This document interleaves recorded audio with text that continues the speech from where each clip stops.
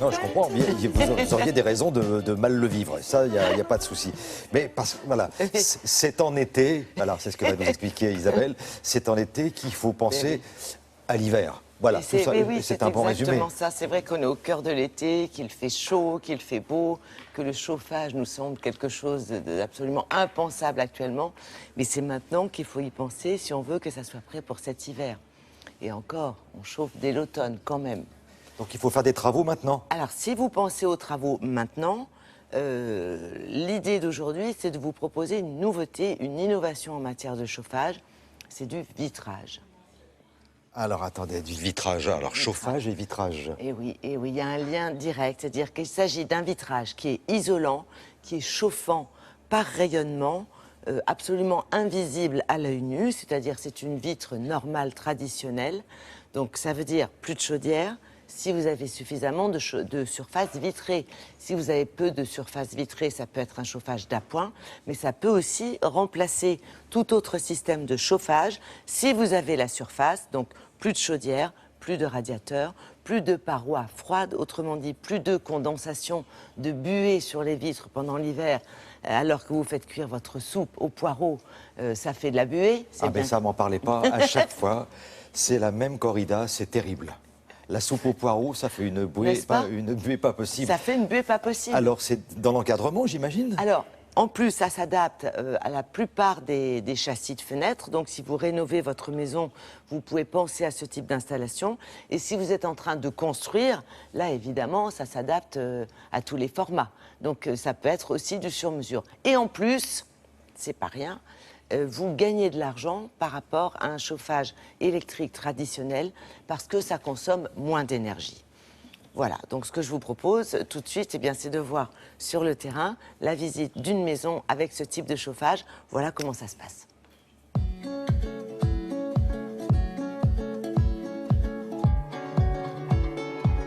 Cette maison est totalement équipée en vitrage chauffant. Ce sont des vitrages qui ont l'aspect de vitrage tout à fait traditionnel, mais ils ont la caractéristique et la propriété d'être chauffants.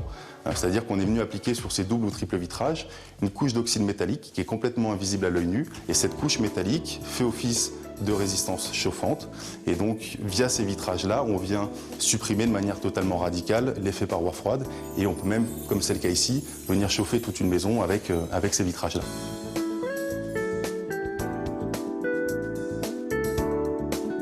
Cette grande maison, elle fait 250 mètres carrés, est chauffée uniquement à partir du vitrage.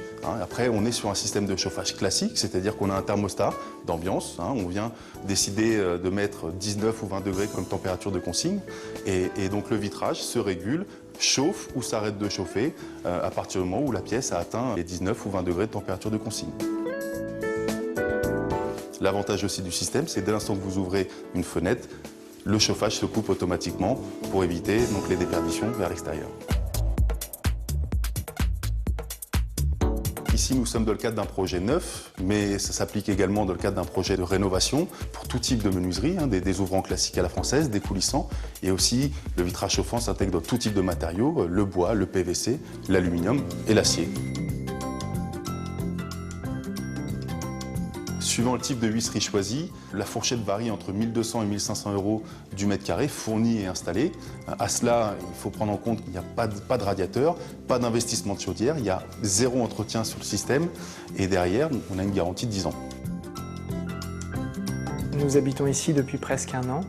Côté conso, EDF nous avait prévu une estimation à 300 € par mois. Nous payons environ 30% en dessous, soit environ 200 € par mois.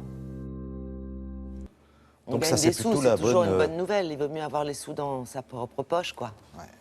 Non, et Tant puis qu'à même au faire. niveau du design, de la décoration, c'est formidable, ça. Oui, c'est assez étonnant de n'avoir aucun système de chauffage.